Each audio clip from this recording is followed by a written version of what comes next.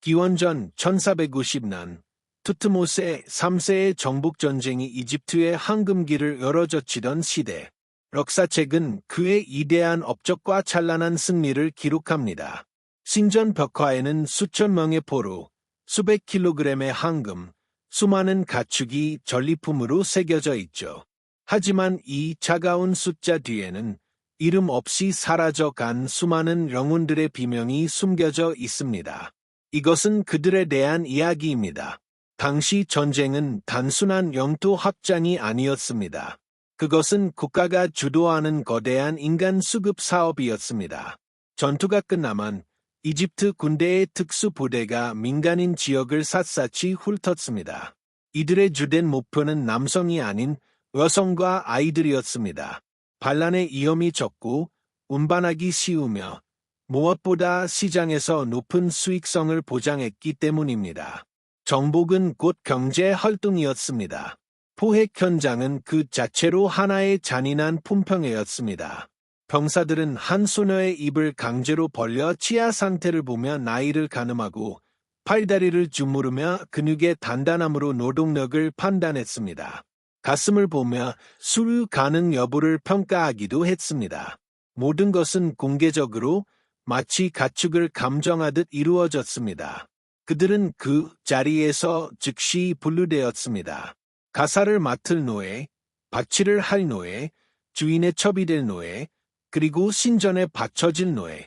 가족들은 이 모든 광경을 눈앞에서 무력하게 지켜봐야 했습니다. 딸이 어머니의 품에서 비명을 지르며 끌려나가는 순간 여동생이 남동생과 눈도 마주치지 못한 채 영원히 헤어지는 순간 저항은 허용되지 않았습니다. 울부짖음은 매질로 돌아왔고 반항은 그 자리에서의 죽음을 의미했습니다. 한 명을 잔인하게 죽여 본보기로 삼는 것은 나머지 이들의 정신을 꺾는 가장 효율적인 방법이었습니다. 살아남은 자들은 이제 시장으로 향하는 기나긴 절망의 행군을 시작합니다. 수백 명이 목에 밧줄이 엮인 채 하나의 긴 인간 사슬이 되었습니다. 이 구조는 교묘하게 설계되어 한 명이 비틀거리거나 쓰러지면 사슬 전체가 함께 고통받고 목이 졸리는 위험에 처했습니다. 임신을 했든 몸이 아프든 뒤처지는 것은 용납되지 않았습니다. 뒤에서는 가죽 채찍이 날아왔고 끝내 일어나지 못하면 그대로 사막에 버려졌습니다. 이집트의 관료들은 서류에 이들의 죽음을 활용 가능한 운송 손실이라 기록했습니다. 행렬은 의도적으로 번화한 도시를 통과했습니다. 이것은 이집트의 위대함을 과시하고 포로들의 마지막 남은 자존감마저 짓밟기 위한 심리전이었습니다. 시장에 도착했을 때 그들은 이미 정신적으로 완전히 무너져 있었습니다. 시장터는 인간의 존엄성이란 단어가 존재하지 않는 공간이었습니다. 군중들은 그들에게 침을 뱉고 돌을 던지고 마음대로 몸을 만지며 모욕했습니다. 그리고 사제들은 이 모든 행위가 혼돈을 잠재우고 우주적 조화, 즉 마에트를 회복하는 신성한 과정이라고 선포했습니다. 노예제는 그렇게 신과 질서의 이름으로 완벽하게 정당화되었습니다. 경매가 시작되면 나이, 외모, 기술, 출신 민족에 따라 가격표가 매겨졌습니다. 직조 기술이 있는 여성, 춤을 출 줄 아는 소녀는 더 비쌌습니다. 특히 임신한 여성은 뱃속의 아이까지 포함해 1 더하기 1 상품으로 취급되며 상인들의 농담거리가 되었습니다. 이 모든 과정 속에서 그녀에게 허락된 유일한 것은 침묵이었습니다. 어떤 감정도 드러내서는 안 되었습니다.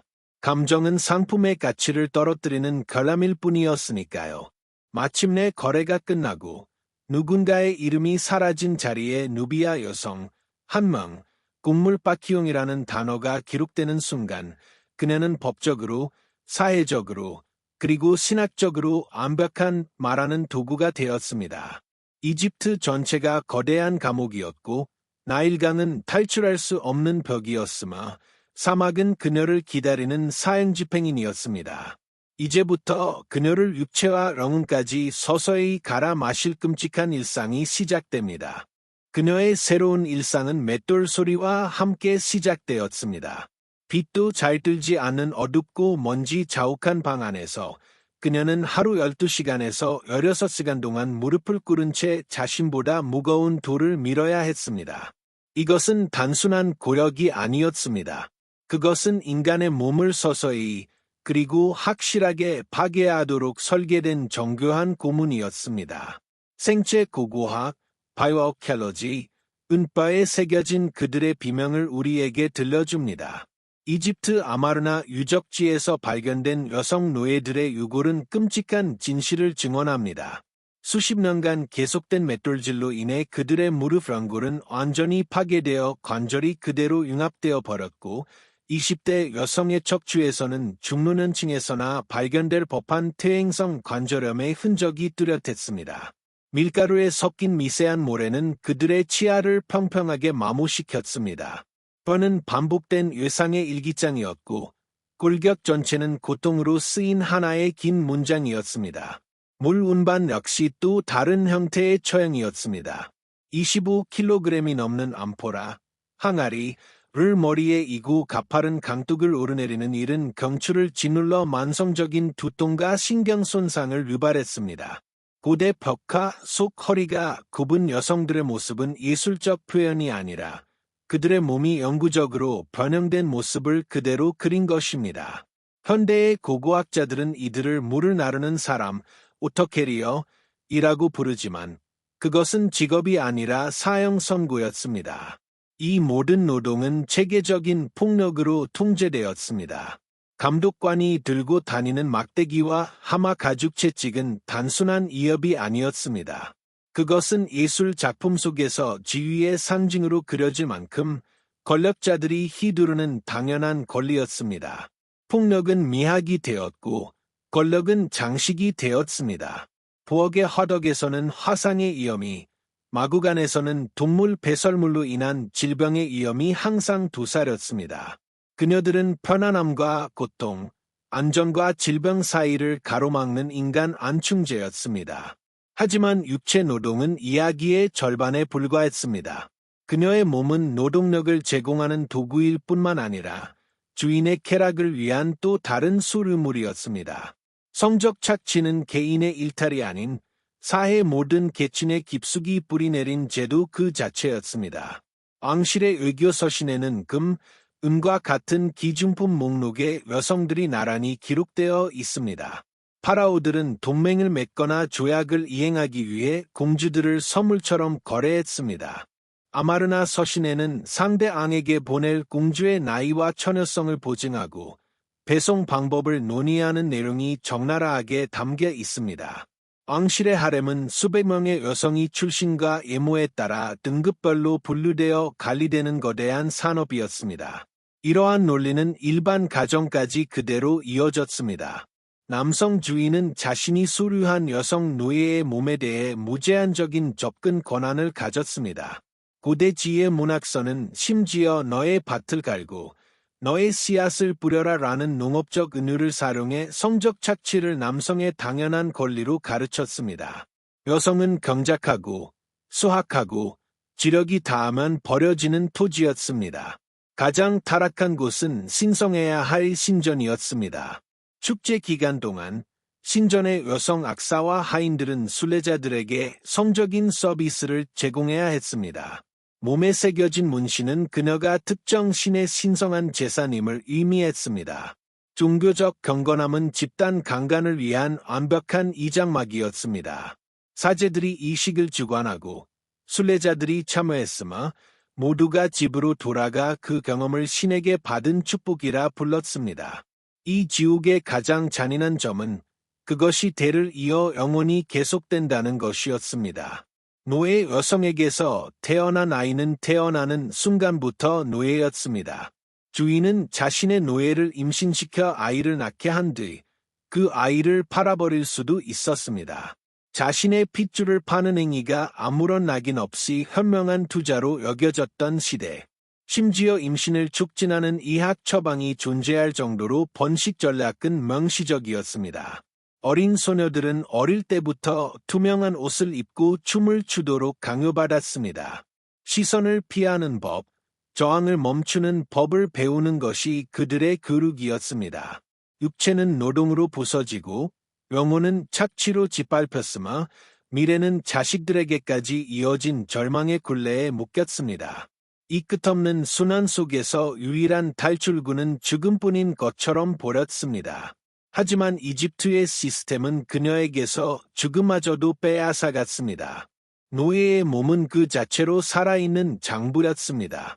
주인은 뜨겁게 달군 인두로 자신의 이름이나 상징을 노예의 뺨과 이마, 손에 새겼습니다. 고통으로 울부짖는 동안 사제는 옆에서 주문을 외워 그 행위를 신성하게 만들었습니다. 이것은 단순한 소유권 표시가 아니었습니다. 수많은 다른 노예들이 지켜보는 앞에서 거행되는 공개적인 의식이자 너희는 인간이 아니다. 너희는 재산이다. 결코 도망칠 생각조차 하지 말라고 선포하는 심리적 낙인이었습니다. 문신은 더욱 정교한 통제 시스템이었습니다. 출신 지역, 맡은 역할, 소속된 신전에 따라 각기 다른 문양이 허벅지, 허리, 가슴에 새겨졌습니다. 그들의 몸은 누구든 읽을 수 있는 노예 상태의 원장이 되었습니다. 머리를 밀어버리는 것 또한 흔한 구력의 방식이었습니다. 채찍 자국은 불복종의 기록 보관소였습니다. 가죽 채찍, 매듭밧줄 등 어떤 도구로 맞았는지에 따라 다른 흉터가 남았고 사람들은 그 흉터를 보고 그녀가 어떤 잘못을 저질렀는지 알 수 있었습니다.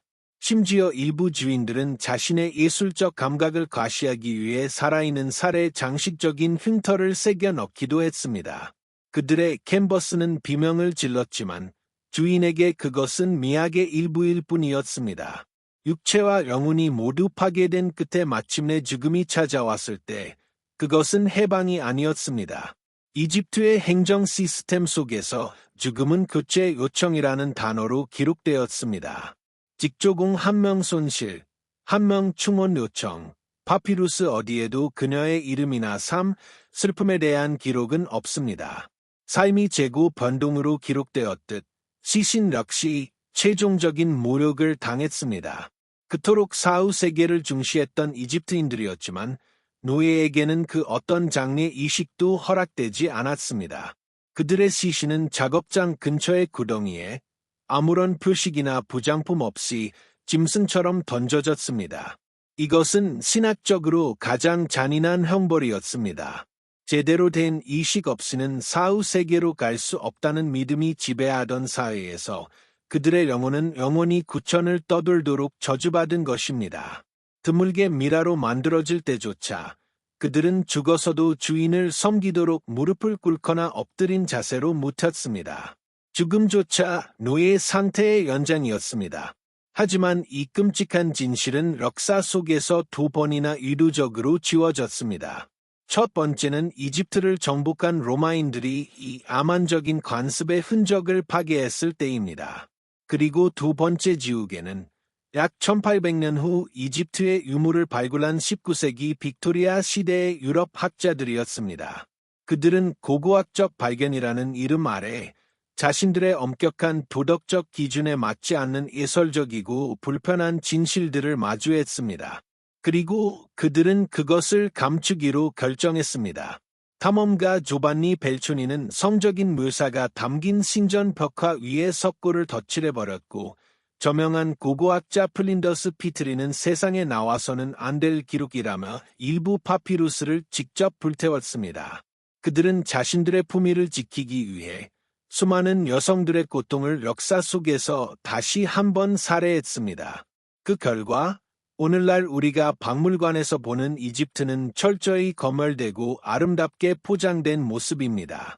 우리는 투탕카멘의 황금 가면을 보며 감탄하지만 그 황금을 캐기 위해 무너진 갱도 속에서 죽어갔을 노예의 이름은 알지 못합니다. 우리는 화려한 장신구를 보며 그 정교함에 놀라지만 그 보석을 세공하다 손가락이 뭉개졌을 소녀의 고통은 상상하지 않습니다. 모든 유물 라벨에는 두 가지 정보가 함께 적혀야 합니다. 이것은 무엇인가?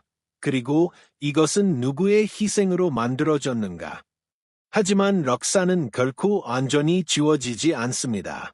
이름 없이 구덩이에 던져졌던 그들의 뼈가 수천 년의 침묵을 깨고 마침내 말을 하기 시작했습니다.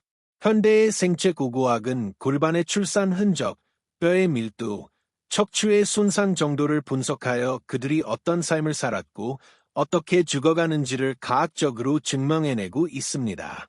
그들의 뼈가 바로 마지막 증거이자 지워지지 않는 역사책인 셈입니다. 우리가 이 이야기를 기억해야 하는 이유는 단순히 과거의 잔혹함을 고발하기 위함이 아닙니다. 인류의 모든 위대한 문명과 기념비 뒤에는 언제나 이름 없는 자들의 희생이 있었다는 보편적인 진실을 마주하기 위함입니다. 피라미드는 파라오 한 사람의 무덤이 아니라 수많은 여성 노동자들의 뼈로 쌓아 올린 납골당일지도 모릅니다. 우리가 아름답다고 부르는 모든 것의 이면에는 누군가의 고통이 서려 있습니다. 이제 우리는 증인이 되어야 합니다. 박물관의 유리 진열장 너머를 보고 역사책의 행간에 숨겨진 목소리를 들어야 합니다. 그리고 물어야 합니다. 이 위대함의 대가는 누가 치렀는가? 수천 년 전 사막의 모래바람 속으로 사라졌던 한 누비아 소녀의 뼈가 우리에게 말하고 있습니다. 나는 여기 있었다. 나는 고통받았다. 나는 인내했다. 나는 중요했다. 그리고 나는 기억될 자격이 있다. 우리는 그들에게 기억이라는 최소한의 위로를 비쳤습니다. 그들의 이야기를 전하고, 그들의 고통에 이름을 붙여주고, 그들의 인간성을 되찾아주는 것, 그것이 지워진 역사를 다시 쓰는 우리의 임무입니다. 한 번에 한 뼘씩, 한 번에 한 이야기씩.